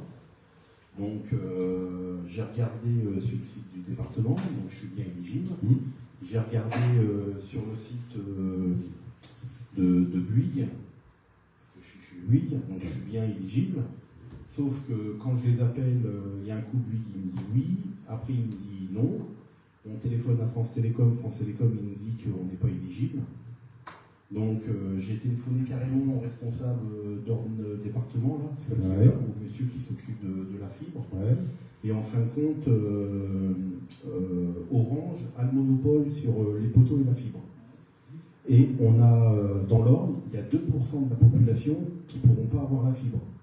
La Rouge en fait partie de ces 2%-là. Parce que Orange, non. Sauf que Orange, ils n'autorisent pas Bouygues ou les autres fournisseurs à installer les tiroirs ou les coupleurs dans leurs armoires. Et tant que ça c'est pas mis, on ne peut pas avoir la fibre. Donc on n'a aucun délai pour avoir la fibre. Le seul moyen pour avoir la fibre, il faut changer d'opérateur. Non, mais c'est... comment, Michael, je te confirme dans les yeux que la réponse qui t'a été apportée est erronée. C'est tout le territoire, et effectivement, je sais d'où vient l'ambiguïté, puisque l'ambiguïté, elle était présente il y a 2 ans, dès la réunion de présentation, où effectivement, on nous laissait penser que la Rouge était à part et était déployée directement par Orange. Sauf que c'est faux, toute la commune de Val-au-Perche est déployée effectivement par Orne numérique. Oui. Donc, à partir du moment où c'est déployé par Orne numérique, donc des fonds publics, maître d'ouvrage, et bien effectivement la réponse qu'on t'a faite, c'est pour toute la partie effectivement de l'Orne qui est déployée directement par Orange, sur les fonds d'Orange. Alors que nous, sur toute la commune, et la Rouge compris, et bien effectivement, c'est Orne numérique qui a déployé. Donc on t'a apporté une mauvaise réponse, pour le coup, et je vais demain faire un petit mail effectivement à Orne numérique pour avoir une réponse précise sur ta situation. Mais en l'occurrence, t'imagines bien... À l'heure actuelle, je ne peux pas avoir la fibre. Je téléphone à Orange, c'est non, on n'est pas éligible. Je téléphone à... Non, mais déjà, tu téléphones à Orange alors que tu n'es pas client Orange, je ne sais pas qui peut te répondre. J'ai été voir dans leur magasin, on a noté là. Ouais. Ils voient que la fibre passe, mais je n'ai pas d'éligibilité. Et puis, ils me disent la même chose. Non. Et j'ai téléphoné au monsieur qui s'occupe de la fibre, il m'a dit, pour l'instant, il n'y a pas la fibre. La fibre passe auprès de vos maisons, mais vous ne pouvez pas vous raccorder tant que Orange n'accorde pas Non, non. C'est la réponse que j'ai eue. Ouais, ouais. Mais la réponse qu'on t'a apportée, hein, c'est dans le cas où Orange serait maître d'ouvrage et apporterait sur ses fonds propres la fibre. Mais depuis le mois de juillet, je me bats pour avoir la fibre. Bah oui, tu peux m'en parler aussi. Et j'ai aucun retour. Non, là, le sujet de la fibre, même si effectivement c'est hyper frustrant, les relances, je les fais pour les habitants, hein, parce qu'il y a des habitants régulièrement qui nous relancent parce qu'ils doivent bosser, etc. Alors, le sujet de la fibre, effectivement, je le maîtrise un peu, et le sujet et la réponse qu'on t'a apportée, elle est malvenue. Mais je pense que le sujet, il est assez simple, hein, parce que moi, quand j'envoie un mail, hein, c'est circonstancié. J'envoie effectivement t'as un numéro, etc. Pour le coup, j'envoie la carto et on me répond précisément. Et je pense, en tout cas, je vais faire la démarche. Hein, et si la réponse est différente, mais dans ton quartier, il y a déjà des gens qui ont la fibre. Et ils sont pas chez Orange. Oui, mais alors, attention, il y a... Parce que ça s'est décompté avec mon voisin. Mon voisin, il est chez Orange. Donc on a fait les travaux de tranchée ensemble. Sauf que lui, il est Orange, il a eu la fibre. Moi, je suis lui, j'ai pas eu la fibre. Ah, je comprends. Et la personne de Orange qui est venue, elle a regardé sur un poteau. Elle a vu qu'il y avait un poteau, il y avait un câble de SFR. Ouais. Il a dit, oui, je le débranche. Ouais. Il n'a pas le droit de se raccorder sur nos poteaux, on n'a pas l'autorisation. L'autorisation n'est pas faite. D'accord. Donc il a été débranché. Okay. Donc ce que je propose, Michael, tu me fais un petit mail. Hein, t'as pas eu d'échange mail avec hors numérique? D'accord. Dans le mail, tu mets juste ton numéro de téléphone, l'adresse exacte, etc. Hein, et puis je relais et je vais la réponse est la même. Mais si la réponse est la même, ça me pose problème. Parce que ce sont des fonds publics qui ont apporté la fibre, hein, et je vois mal effectivement Orange dire à ses copains, toi tu te connectes pas, quoi. Hein, il y a plein de gens qui sont chez Free, par exemple, sur la commune. Et heureusement, effectivement, que ces gens qui sont chez Free ont la fibre. C'est parce que ça poserait problème, quand même. Et je connais une autre personne qui est dans le bourg de la Rouge, qui est chez lui, et il peut pas avoir la fibre non plus. Ah bon? D'accord. Bon, on va s'occuper de ton cas, et en fonction, effectivement, de ta situation, on verra quelle réponse sera apportée. Voilà. Mais tu m'envoies un mail, par contre, hein, parce que je n'ai pas y pensé. D'autres points? Eh bien, écoutez, il est 21h40, je lève la séance. Merci à tous.